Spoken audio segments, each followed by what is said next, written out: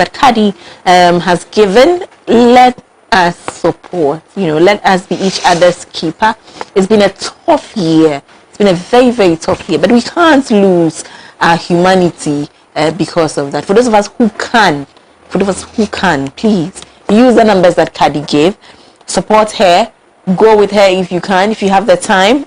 10 December, 23rd December, make it a fun trip. Go with her. Let's assist in all the ways that we can. God continue to bless you. Amen. Abundantly. Amen. Abundantly. Amen. Abundantly. Amen. Stay with us. We are not done yet. Be right back.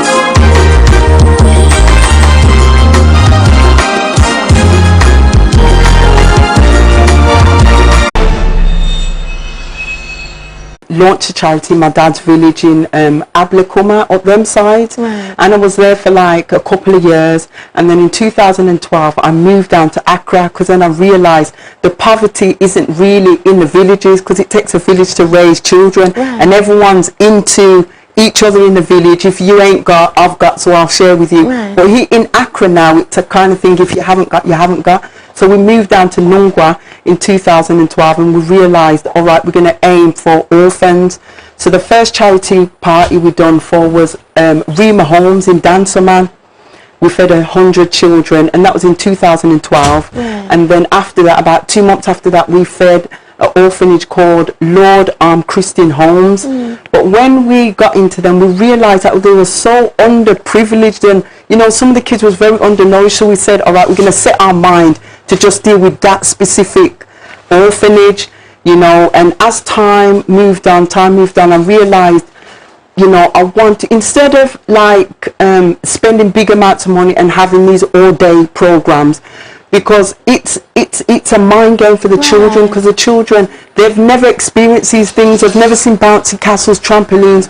So when they come to these day charity parties, when they have to leave, it can be something that can be mind-blowing, and it can even affect them mentally. So we said, all right, what we're going to do, we're going to buy land, and we're going to build a Twin Tings Ville, where we're going to have a retreat that will house 100 children, 50 boys and 50 girls, and then we're going to have skill centres around. So when they're on excursions and they're there, they can gain free skills such as IT, carpentry, DJing skills, all these different skills, and even just like basic cleaning skills, how to clean themselves, how to keep a house clean, how to even raise a child, just all these things that will make them strong again. It's been such a hard, long walk, but at the end of the day, I came to Ghana to win and to achieve something for the children. So, I could have got up and left. All the things that I've been through, I could have left, but I said, no, this is not what God written for me. God written for me to stand firm and do what He's actually asked me to do specifically, so I'm here. You decided that instead of bringing the kids annually to have a one-off, a fun day, that is hard for them to leave, after, obviously, for very obvious reasons. You now decided to get land. We accumulated, we've got 2 acres, and it's actually so you actually have the land now? We've got the land already. We've secured the land, and the land is actually on the Volta Lake. So even though we're going to be building a retreat, we can also have, we can teach them swimming, and we've got plans to, I don't know, they've got these things in Spain, like some bouncy castles that sit on water. So we just want to build something for them that they'll never forget, and they always know, even when they do leave the home, or they're out in the streets, and know there's somewhere out there that they're always welcome to go to and feel free and easy, and they haven't got no worries, you know. So Wow. I know it's a bit mind-blowing, and you know, for years I've been telling people this is what I'm doing, and people look at me like I'm crazy. But you know what, Queen, faith moves anything. You know, you can have mountains, and faith will move a mountain. Only if you've got faith, you know, and you believe in the Almighty, anything can happen. And at the end of the day, as I said, when I was building the restaurant, certain times I'd phone my twin sister, I'd say, you know what, she's fine, she's all right, she's been coming and going, and you know, she's there supporting as well financially. So this is why she has to be there, because we've got other little businesses in UK that will finance what we've got going here in Ghana. So, you know, I said the main reason why I built the retreat, because I didn't come to Africa to ask anyone for anything. So I said, all right, then let me build a facility that can support the charity. So every meal that sells in our restaurant, a percentage goes to our charity. And I'm a DJ as well, so every time I DJ, when I get paid, I want to go straight into helping to get this retreat built. And I know I can do it because I built my own restaurant. So that just inspired me to know whatever you want in life, from God's pleased with it, it's going to go for. Absolutely. Yeah. Absolutely. And I've asked this question of every one of, you know, the organizations that have been here earlier. It's a question I'm asking. What is it that drives you? What is it that is inside you that moves you to want to do for other people? What is it? What is it? For me, I never grew up with my mom. I grew up with my dad and a stepmom. And, you know, we went through certain things. You know, I don't want to get emotional or nothing, but, you know, you see a child, every child needs love and care. And when you don't feed a child with love and care, this is why they turn to how they turn to. You know, maybe they want to be doing this and that. It's because they didn't get love. It all starts from the home. It all starts from the foundation. So I was raised like an orphan.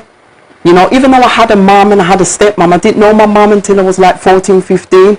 You understand me? So that made me know, you know what, I'm going to Africa and I'm going to help the children that are less fortunate kind of thing. And that's what driven me to be here now, and I'm still here today.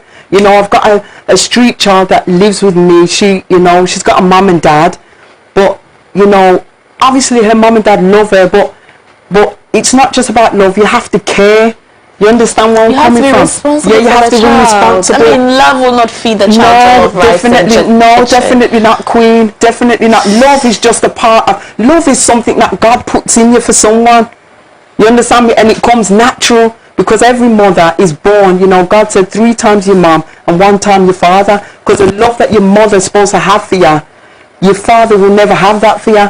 You know, and I've noticed a lot of children here in Africa, that's what they lack of. The lack of love. So even when they grow and they reach a mature age and they meet a good woman, they don't even know how to love the woman. They don't even know what love is. You understand where I'm coming from? So it's something that's a domino effect. It affects them, it affects their children. It just goes on and on and on. So, I mean, I'm here on my own, but hopefully I can make that little bit of difference, you know. If I can make that little bit of difference, at least when I die, my children will carry on what I've built, you know, because I've got a son and daughter now, Aisha and Adam, Asari, Africa. And they, you know, they've been here 7 years now. They're born in England, but they've been raised in Ghana. And even when we're on the road, I'll give my son 10 cedis. I'll say, give that to your brother. And he'll stop the car and give it to, you know, the little children that are asking for money and stuff. So I'm teaching them how to give. It's not just about taking for yourself. And it's not just about because you're born in a different country. You know, you have to have everything for yourself. No, this is your home, and any children that you see, that we're all brothers and sisters. So I'm teaching them now to give. You know, anything you've got, give. And if, you know, even cut it in half. Even if we see police, and, you know, because my son, he said he wants to be the president of Ghana. He's going to change the world. He's going to do all the gutters, and he's going to make everyone come to his farm and eat. Yeah. So, you know, I've just implanted that in their mind, because at the end of the day, if we can't do it, then who's going to do it? No one ain't going to come and do it. So God, this is what God's, you know, asked us. He said charity is a big part of your life. Sorry to catch you, but there's something you just said there that I just had an awe moment where your son says, I'm going to become the president of Ghana and everybody's going to come into my farm and eat. Right? Yeah. Because when we think presidents, actually, forgive me, politicians, it's normally about taking from the people, isn't it? Yeah. It's about giving to the people. We sort of have it turned upside down. Yeah. It's amazing that you are raising a son that wants to lead, but his understanding of leadership is to give to the society. Yeah, definitely. And he's only 6. Right. You understand where I come from? So hopefully by the time he reaches 18, 19, 20, he'll be the best of people. Right. And this is what we need. We need to teach the children to be the best of people, not take you understand where I come from, to be the best. Because at the end of the day, if we can teach them to be the best, then hopefully we'll have a better Africa. Because Africa has got everything. Africa is one of the richest countries. You know, God tells us about Africa. God said, I favored the children of Israel over every other nation, which is us. But why haven't we got what we're living in? We haven't got it because at the end of the day, we ain't got no unity. And with unity is strength. With strength comes power. And if you haven't got that, you haven't got anything. Right. You know? Right. So at the end of the day, you know, I've had to stand firm. And I remember the last time I convened we had this and you got so emotional. I think we both shedded some tears and, you know, we're here again. So at the end of it, it's the same mission. It's just that we've achieved a bit more, you know. We've achieved a bit more. I want us to talk specifically on the plan for this year. So this year, what's the plan? Well, January, what we're going to be doing, we're going to be grading the land. You know, we're going to be grading the land, and then obviously we want to get our foundation down. Right. So on the 3rd of December, we're going to be relaunching the Brickalicious. You know, I'm really pleading with people to come out in their numbers and support the cause, because, you know, we all buy from Papaya, we all buy from Mawaka. And I mean, the real truth of the matter is, us as a black nation, like, not bringing racism into it, but us as a black nation, we need to support our own. We ain't got no links. We ain't got no links. We don't apologize when we say that. We ain't got, you understand me? This is Africa, and everything is owned by some other trade, some other nation. You understand me? There's nothing there we can look and say. We ain't even got no organisations where we can say, well, all right then, this young lady or this young man wants to do a business, they can go to this organisation, and maybe this organisation give them a small grant and a small loan. So that's even another thing me and my twin sister was talking about. We want to do something like, you know, the youngsters that can come to us, give us their business plan. If they need help with their business plan, we can help them. And then we can get funding for them that they can do a business, because everyone, it's about business in Africa. No one ain't coming to give you nothing. No. In England, you get free house, you get everything free basically. But this is Africa. Even myself, I've chose to give up everything in England and come to Africa and depend on God alone. I depend on God alone half the time. I don't know how I survive. I don't know how I've achieved what I've achieved. But you know what, then when I look, I do know how, because I pray and I believe in God. And I believe that at the end of the day, God will guide me for the work that I'm doing. And he has, he's guiding me. I'm just so okay, and I'm so overwhelmed. I know it. Okay, so on the 3rd of September, actually forgive me, 3rd of December, which is a Saturday, we are all at Brickalicious at 1 p.m. At 1 p.m. I'm looking for the exact location. Okay, so there it is. It's at Okwegono. There. Yes, Okwegono last stop. Yeah. That's on the Spinters Road. Yeah, just off the Spinters Road, after Coalstar. So you get to Coalstar, and then you can ask anyone for Okwegono last stop taxi rank. And then when you get there, I've got all my flags, so you'll see Brickalicious. Brickalicious. Yeah. And the great thing about what you're doing is that, and you've explained it already, not only does some of the money from here, you know, go into all of the charity things that you do, but you also will be feeding 50 street children. Definitely. Right, on the day. On that very day, on the day. And you've linked it to the adoption of the street child. Yeah, definitely, Well, the little girl, I've had her for a year. It's her birthday on the 1st. She didn't even know when her birthday was. I had to look at her. I was like, when's your birthday? She said, I don't know. How old is it? I don't know. So obviously I've got her birth papers and stuff. And I realised her birthday is on the 1st of December. So I said, what I'm going to do, I'm going to have a surprise party for her. So on the 3rd, it's not only the launch, it's not only the feeding of the street children, it's also her birthday surprise party for her. You know, when I first got her, she couldn't read or write. She's 8 years old, same age as my daughter. She couldn't read nor write, and she was just there. And you know what? You see the little girl that she's become. She can read, she can write, she's so mannerable. She's absolutely amazing. Absolutely. So this is what I want to do for her, just to show her that, you know, I love her and I care for her. And at the end of the day, you know, this is what normal children are supposed to receive. Right. It's your birthday. You know, they're supposed to be applauded on their birthday and be made known that you're a year older, so you have to be more responsible. You have to, you know, I teach her everything, and she's absolutely amazing. May God bless her soul. I can't imagine how she's going to feel. I know. I'm actually surprised. It's probably her first birthday party ever. If for nothing, I told you to come out and see this. Yeah, like we need, yes. And plus, I'm going to bounce in castle and stuff, so at least the kids can just have a free day, just a free day. Awesome. And then also on the 26th of December, Boxing Day. On Boxing Day, what are we doing? We're feeding 50 orphans. I love orphans because, you know, orphans haven't got parents, and you know, God said, you see, orphans, give them their rights, give them what's their due. You know, orphans are the closest things to God. Orphans, children that hasn't got parents.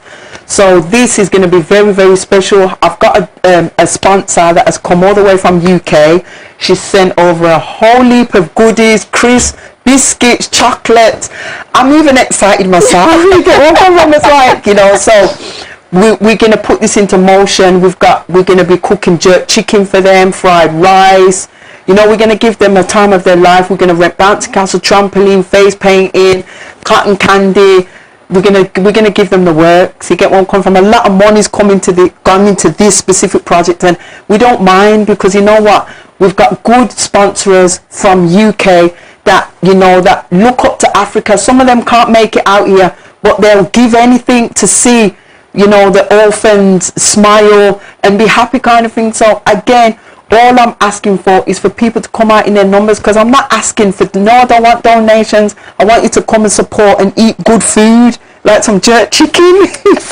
Jerk chicken. Yeah, so. Oh dear. So you are not even asking for donations? No, I'm not asking for donations, because at the end of the day, this is Africa. How can you come to Africa and expect? You have to come to Africa to put in, you got to pay homage to Africa and the ancestors that was actually stolen from Africa. You know, I'm African. Unfortunately, due to the slave trade, I'm Jamaican, but my original heritage, I'm African, and I've come back to my original state. I've been here 4 years, and as I said, I don't know how I survived, but God knows, because many are called and only few are chosen. Right. And God said there's going to come a time people are going to come back to Africa, and I'm one of them. I've been here since 2005, and I'm one of them. When I first come to Ghana, you know, there was no such thing as foreigners here. My dad came in the late 70s, and my twin sister came in 1996, and we've been here since, just on the same mission. Now you're proper Ghanaian. We just need to find your Ghanaian name. I'm Aquasia. You're Aquasia? Yeah, Sunday born. You're Aquasia, so you missed Emma by one day. One day. Oh. And my daughter's Aquasia as well. Your daughter's Aquasia as well?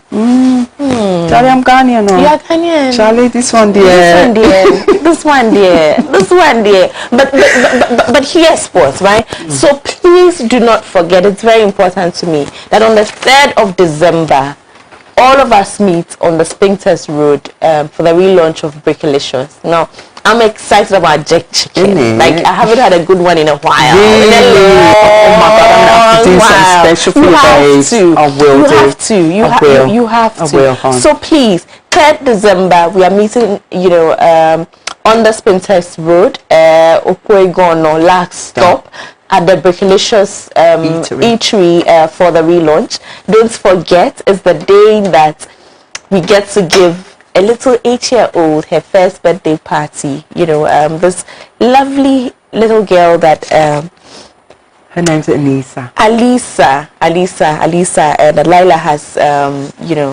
adopted. I want to see that. I want to see how I want to see the surprise and the emotions I want to and see stuff. it all. I know. I really want to see it all. So come out. That's all she's asking of you. Come out. Let's make this happen. But also on the 26th of December again, come out. Let's have a party for 50 orphans. Laila explained that everything is being sorted.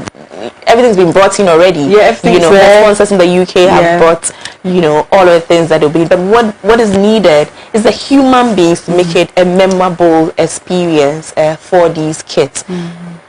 How can you not come out? Right? Let's come out. Let's have a great time and let's support. Give us a number to call. If somebody has anything to say to you and wants to talk to you and wants to ask you a question and wants to come and volunteer, for instance, what's the number to call? The number is there. Okay, so 027 332 0055. That's 027 332 0055.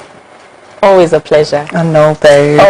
Always a pleasure. Always a pleasure. I can see always a pleasure. I know. You do this to me all the time.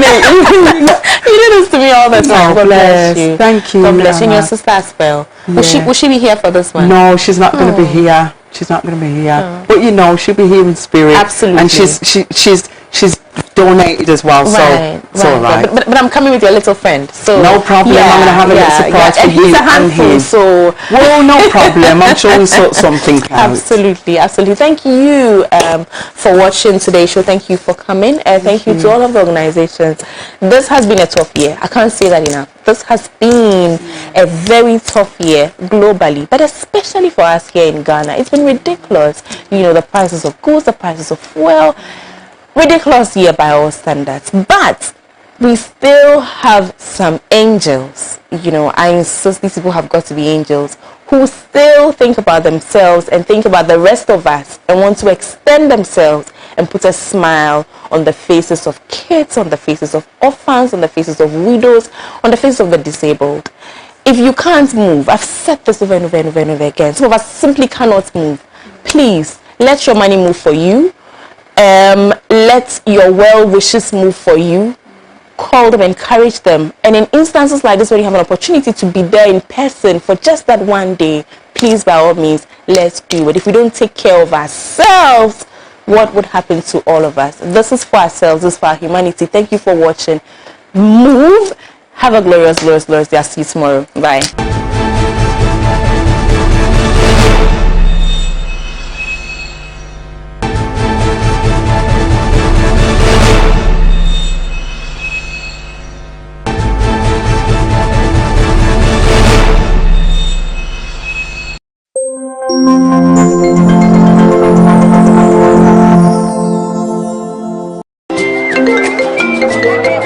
Hello, information. But ask. Me, I have still not got the money for that list of expensive building materials you sent to me. The price of the iron rods have been increased too much, added. Madam,